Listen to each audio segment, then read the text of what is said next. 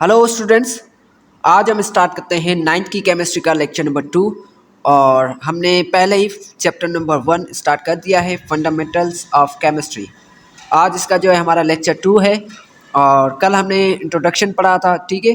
और आज हम जो है फंडामेंटल्स ऑफ केमिस्ट्री में हमारा जो सेकंड टॉपिक है historical background of chemistry. Historical background हम पढ़ेंगे। इसमें हम जो है आई थिंक 30 साइंटिस्ट हैं हमारे पास, ठीक है।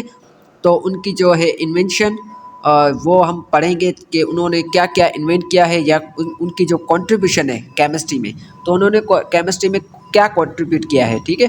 तो डेली के बेस पे हम 5 करेंगे, ठीक है। किसी भी 5 साइंटिस्ट के जो है वो उनकी जो कंट्रीब्यूशन है, उनकी डेट्स, ये हम पढ़ेंगे। और उसके बाद जो है हम अगला टॉपिक हमारा स्टार्ट करेंगे। तो चलिए शुरू करते हैं आज का टॉपिक। फर्स्ट नंबर पे है हमारा एरिस्टोटल। एरिस्टोटल जो है एक ग्रीक साइंटिस्ट है, ठीक है। और इसने जो है, अब ये स्टूडेंट यहाँ पे जो डेट मैंने मेंशन की है, ये डेट आपको याद करना ज़रूरी नहीं है, ठीक है। या आप याद कर भी सकते हैं या आप नहीं भी याद करेंगे तो भी इसका कोई ज़्यादा इसका मसला नहीं है, ठीक है। लेकिन आपको ये चीज़ें याद करनी है, इसकी कंट्रीब्यूशन और इसका जो है यहाँ पे कि ये साइंटिस्ट ग्रीक साइंटिस्ट है या फिर मुस्लिम साइंटिस्ट है या जो है स्कॉटिश है, इंग्लिश है, ठीक है। तो ये चीज़ें ये आप याद कर लें। बाकी ये डेट ज़रूरी नहीं है, लेकिन ये मैं आपको फिर भी बता देता हूँ, ठीक है। तो एरिस्टोटल जो है ग्रीक साइंटिस्ट है और वो जो है 384 से 322 BC तक जो इसका टाइम पीरियड जो है इसका रहा है, ठीक है। यानी इसका ये जो है टाइम पीरियड है। उसके बाद जो है इसकी कंट्रीब्यूशन और इन्वेंशन की अगर हम बात करें तो इसने जो है proposed idea of substance as a combination of matter and form. अच्छा स्टूडेंट, इसने क्या कहा है? Describes theory of 4 elements fire, water, earth and air.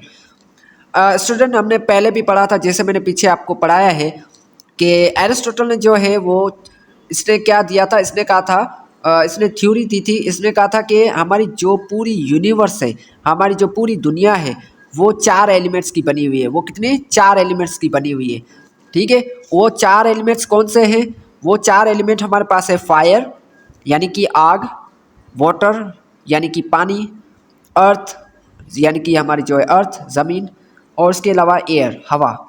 तो इसने कहा कि ये चारों जो एलिमेंट्स हैं इनसे मिलके पूरी दुनिया हमारी बनी है, ठीक है। और इनकी जो है इसने कहा कि जितने भी मैटर है, जितना भी हमारी दुनिया में जितने भी मैटर हैं वो सारे इन चारों एलिमेंट्स की कॉम्बिनेशन से मिलके बने हैं, ठीक है।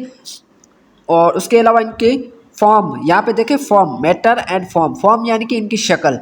इसने सिर्फ मैटर के बारे में नहीं, इनकी शक्लें जो है उनके बारे में भी बताया है कि इनकी फॉर्म, मैटर जो है वो किस किस फॉर्म में मिलता है। सपोज अगर मैं बात करूँ यहाँ पे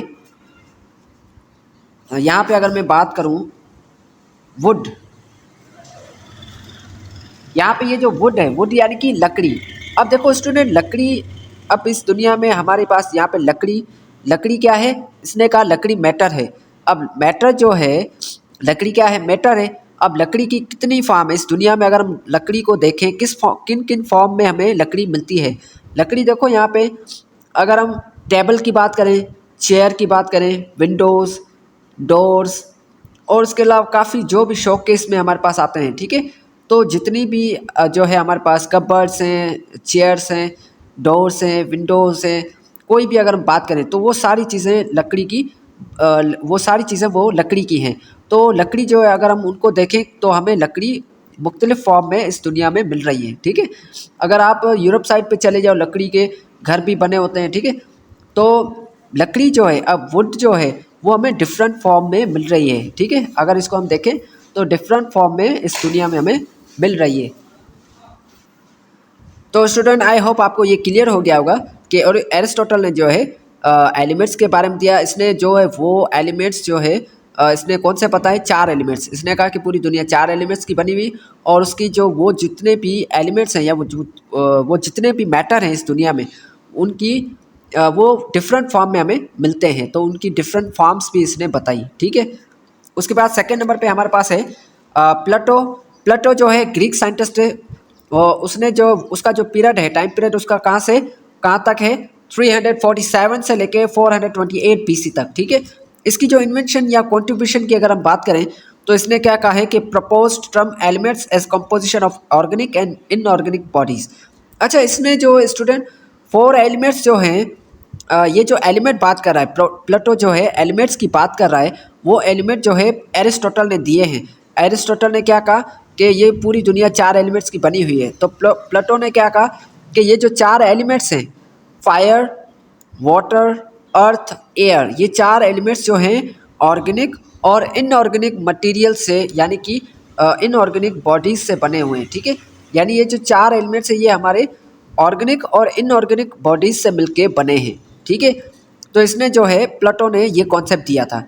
ठीक है, जैसे अगर मैं बात करूँ यहाँ पे वाटर है, वाटर किससे मिलके बना है? वाटर जो है हाइड्रोजन और ऑक्सीजन गैस से मिलकर बना है। हाइड्रोजन और ऑक्सीजन गैस क्या है? Organic compound. ठीक है, ऑर्गेनिक नहीं बल्कि ये दोनों जो है इनऑर्गेनिक कंपाउंड है। अब आपको ऑर्गेनिक और इनऑर्गेनिक क्या है ये मैं आपको बता दूं। ऑर्गेनिक जो है वो कंपाउंड, ऑर्गेनिक वो कंपाउंड जो हाइड्रोजन और कार्बन से मिलके जो बनते हैं उसे हम ऑर्गेनिक कंपाउंड कहते हैं। ठीक है, ऑर्गेनिक कंपाउंड हमारे पास कौन से होते हैं? जो हाइड्रोजन और कार्बन, हाइड्रोजन और कार्बन इन 2 एलिमेंट से मिलके जो कंपाउंड बने उसे ऑर्गेनिक कंपाउंड कहते हैं। बाकी स्टूडेंट जो हाइड्रोजन और कार्बन इन दोनों को छोड़ के बाकी जितने भी एलिमेंट हैं उनसे जितने भी कंपाउंड बनेंगे उसे हम इनऑर्गेनिक कंपाउंड कहेंगे। ठीक है, तो प्लेटो ने जो है ये चीज़ें कही थी। उसके बाद जो है हमारे पास 3rd नंबर पे है डेमोक्रिटस। डेमोक्रिटस ये ग्रीक साइंटिस्ट है। ये इनका जो पीरियड है, टाइम पीरियड 357 से लेके 460 BC तक। ठीक है, इसने कॉन्ट्रीब्यूट क्या किया था? इसकी जो कॉन्ट्रीब्यूशन है वो इसने कहा था कि propose the idea of atom an indivisible particle of matter. अच्छा, डेमोक्रिटस ने ये हमने एटम वाले टॉपिक में भी पढ़ा है बेसिक केमिस्ट्री में। मैंने जो बेसिक केमिस्ट्री पढ़ाई है उसमें भी मैंने ये कहा था कि एटम जो है वो इनडिविजिबल पार्टिकल है, यानी कि एटम जो छोटे में मैटर का जो है छोटे में से छोटा ज़रा है जिसको हम मज़ीद तोड़ नहीं सकते, उसको हम कहते हैं इनडिविजिबल पार्टिकल। ठीक है, तो ये किसने कहा था? ये डेमोक्रिटस ने कहा था। ठीक है, उसके बाद जो है Jabir bin Hayyan 4th number पे। जाबिर इब्ने हयान ये जो है मुस्लिम साइंटिस्ट है। इसका जो टाइम पीरियड है वो 721 से लेके 803 AD तक।